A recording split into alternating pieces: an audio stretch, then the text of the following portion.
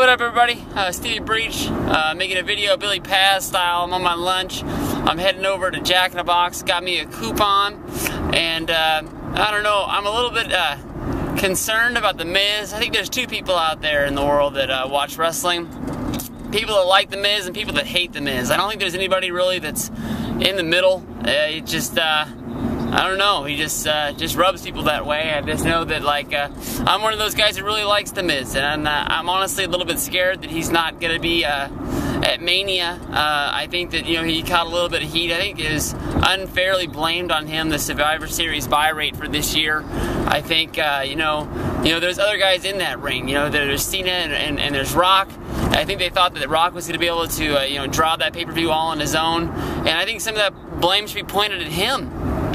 More than anybody, if the buy rate's going to be low, I don't see why you single out The Miz and R-Truth as the reason why he wasn't there. You're the guys, you're the company that's supposed to be, pumping these guys up to make it believable. I mean, you guys could have done anything, like even put these guys, put the tag straps on these guys. When they first got put together, I thought they were a great team that,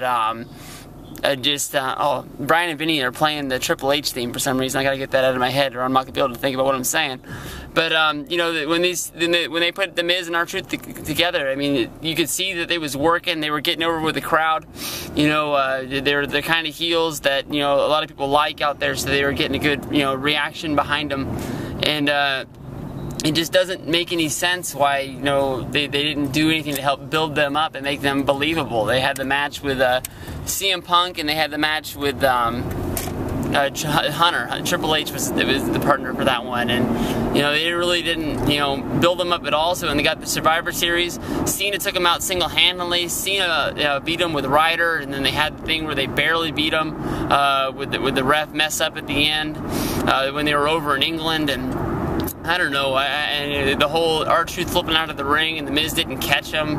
It's, that's a shitty reason to keep him off of Mania. I was watching other people's videos on here. Blackerford was begging for an Orton versus Miz match, which would have been awesome, which would have gone along with this whole Raw versus SmackDown storyline. You could have had that stupid 8-man tag that's rumored to happen, and you also could have had a singles match in there that really meant something. Nobody's going to care about that tag match, just like last year with the whole SmackDown Dream Team against the Core. That thing sucked. The whole minute and a half of Slater taking everybody's finisher didn't really make any sense at all.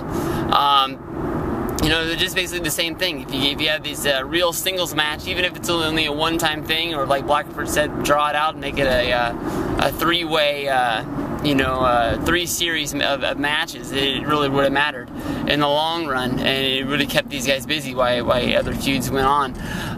But I also like the Freaking 88, Miguel. Got to keep it kayfabe up in here, use the YouTube names. But I like the idea of him using the Mick Foley as a match, and I think Foley's a guy that really gets people over.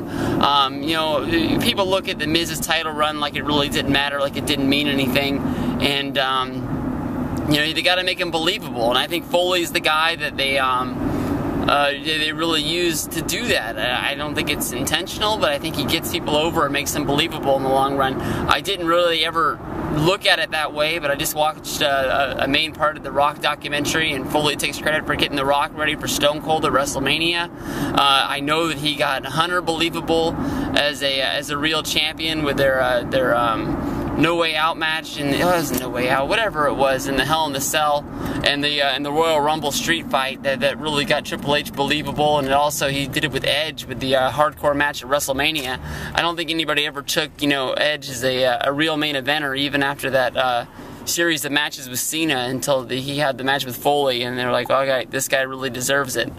But that would be good. I think that they're getting to the point now where they're overloading him with the matches, so that might be the last one. But The Miz deserves it. He just like he said, he goes out and does all the media for him. He was champion for, he's one of the longest champions they've had in a long time, especially on Raw, where that belt gets traded around so many times, of the last, forever I can remember. But I am a Miz fan, and I hope The Miz gets something at WrestleMania, and he deserves it. So what do you guys think?